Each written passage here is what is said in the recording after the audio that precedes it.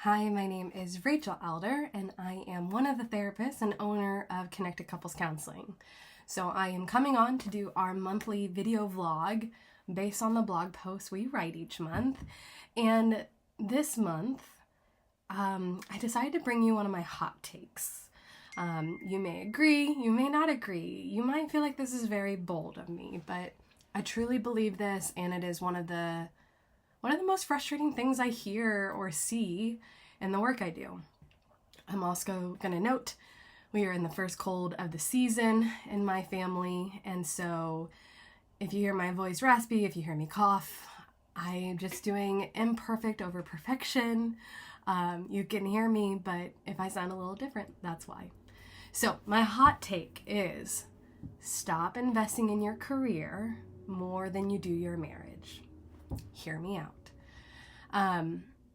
When we sit with couples, specifically, all of us engage in these type of couples in our practice, but one of the types of couples I get a lot are couples who are in the stage of parents, whether it's new parents to like 10 to 15-year-old kids, dual careers, or one person works a lot while the other stays home.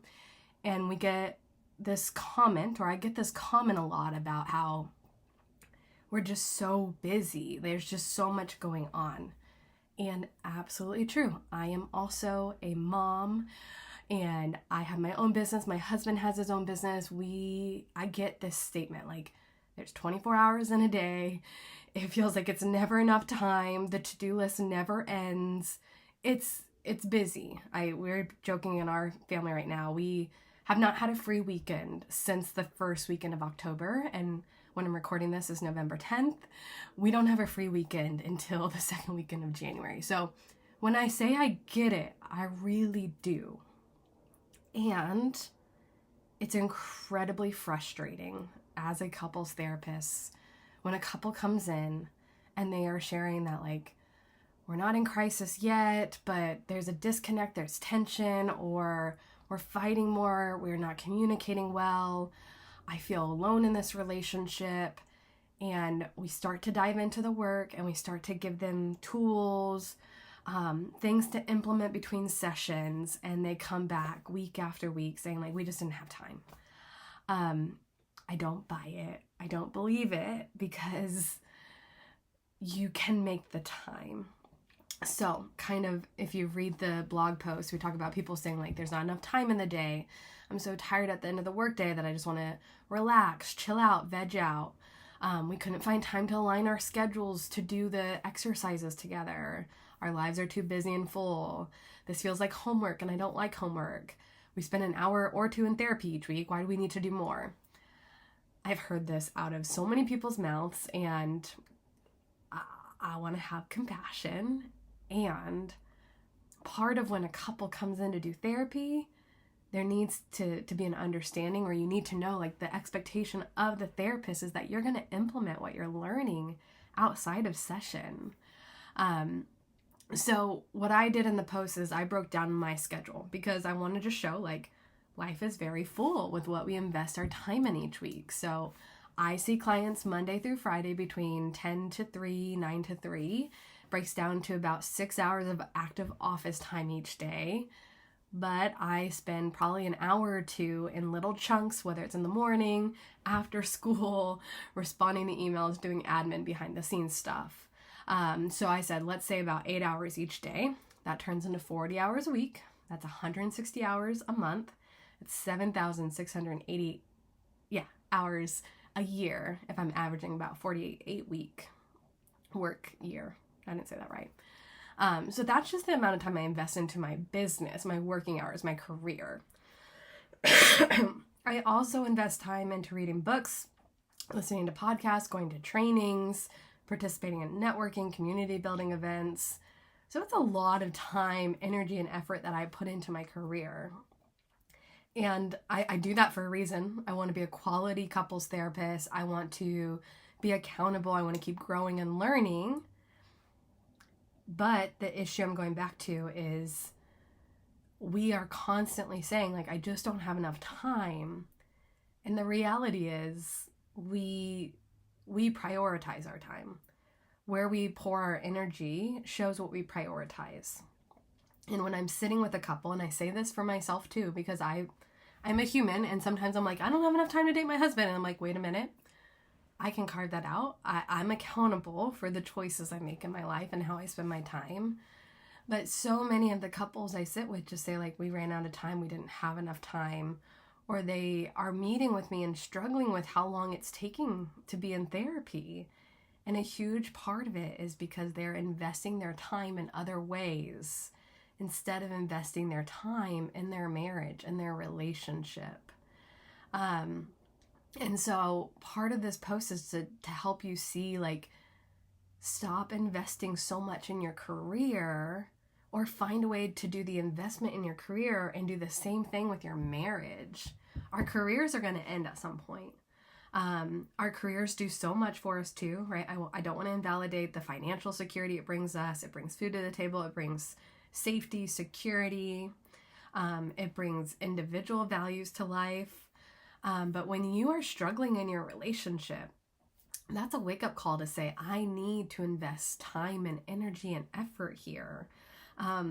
Things aren't just going to get better by just saying, like, well, hopefully we just ride the storm. Like, we ride the storm to an extent, but while we're riding the storm, like if you were really on a boat in a storm, you're thinking through, like, how do I move the sails? How do I get water off the boat? Like, you are constantly being like, I'm moving and putting effort and action in to survive the storm. The same needs to be done in your marriage. If you're in a place of tension, disconnect, if you are in crisis, you can't just spend 10 minutes investing in your marriage and thinking that's going to save it or change the direction it's going. You need to be investing time. And so I broke down in the post, like, what I'm typically asking a couple to do. So daily, the couples who work with me, I ask them to do these daily questions. It's 4 questions that they ask their partner daily. Typically in the beginning, it takes a little bit longer, but if you break it down, it's typically anywhere from 10 to 30 minutes a day. It's really not that much. And then the second thing I ask them to do is contact comfort. That can be hugging, kissing, cuddling, making out. It's their choice. Also, 10 to 30 minutes a day. So if we maximize how much, I'm asking a couple to spend an hour each day investing in their relationship. I do not think that's unreasonable. You are welcome to disagree with me, but I really don't think that's unreasonable. And I can guarantee if you look at your screen time on your phone, you're spending more time watching social media than it would take to invest in your marriage or your relationship each day. So then I break it down to weekly. Weekly, I say the daily action steps listed above, a date night if possible. It doesn't have to be weekly, but I highly recommend. That's anywhere from 2 to 3 hours for a date night. And then some way of learning together, whether it's a training, a book, a podcast. That can be 10 minutes, 30 minutes, an hour, 2 hours. Then monthly, the daily action steps, the weekly action steps, and then a review or a plan for the month ahead. I think it's so helpful when a couple has a full life, a busy life, or if you have kids or not, to just sit down and say, like, what happened this month? How did we spend our time? What was the joyous parts of the month? What were maybe the hard parts of the month? What changes can we make going into the next month? Or what's in the month ahead? So like my husband and I right now in this season are really being like, here's what's going on in November. Here's what's going on in December. Like we are having to like sit down and make sure the schedules are aligned because there's so many family events, holiday events. So reviewing and planning is really important. And then yearly, the daily, weekly, monthly I list in, and then I say a weekend getaway together. I don't care if that is in your home and your kids go to the grandparents or a support person or you actually get away, but I think it's really important to spend 48 hours to 72 hours, just the two of you, resting, playing, growing together, whatever it is, a vacation or just like let's go to a hotel 10 minutes away and just have time, or let's have the kids go to the grandparents and we'll be in the house kid free. That time together. So when I break all of that down, I hope you have this kind of like, oh, that's not too much. Because that's the point I'm trying to make is you invest so much time every day into your career or your family, and that's incredibly important. And the goal is to have a really joyful, happy intact relationship. The career will end. Your children will grow up and they will start their own families. The hope is when you are both in the home together again and it's empty, that you know how to connect, you know how to enjoy, to play together, and you cannot wait until you're an empty nester or retired to finally start investing in your marriage. There will be too much time and tension built up that it will make it hard. And so I say this with compassion. Your life is so full and busy. I get that. And this is your chance at really building a secure attachment with your partner. And that comes with daily, weekly, monthly, yearly action steps. I fell in love with Mumford & Sons when I was in college, and one of their songs, a line that always rings out in my head is, where you invest your love, you invest your life. And I think about that often for accountability for myself of where am I investing my time? Is that what I love? Is that my value? Is that my priority? And if it's not, I need to make a change. I need to do something different. I want to invest my love in the things that I really love. My husband, my daughter, my family, my friends, my community. That's where I want to be spending my time. And I am so guilty getting wrapped up in the kind of rat race of a career. I want to make a huge impact as a couples therapist. I want to change the divorce statistic. I am passionate about this work. I feel called to it. And even I get so wrapped up in how I can support the couples I'm working with, how to build the business, how to help the team grow, that I'll be like, oh my gosh, I spent every morning this week working on the business instead of connecting with my daughter. Or it's Saturday and Sunday and I'm in my office working again instead of being with my family. I'm sharing this message because I need it just as much as you. It is so easy to get wrapped up in that and to be like, but it's paying the bills, it's providing, it's supporting my family. It absolutely is. And your husband, your wife, your partner, your children, your family, your friends, they just want quality time. They want presence. They want someone who's attuned to them and what's going on. Yes, if you ask my 5-year-old, she'd say like, yeah, I would like some toys. I would like to go out to eat. So yes, what you do for your job can create those opportunities, but the research shows at the end of our life, it is the quality relationships, the quality time that we've had in them that most people say made their life successful, made their life joyful.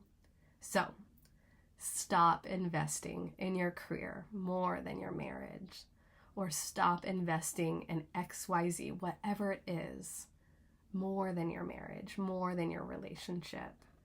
If you want to have something that stands out from the crowd, a partnership that's deeply connected, is attuned, feels safe, it will take work, it will take effort, it will take investing of your energy, your time, your efforts, your resources. So start today. Okay, I'm going to get off my TED Talk. I'm curious your thoughts always. And I welcome feedback. I welcome disagreements. Drop them in the comments below. And I will see you next month.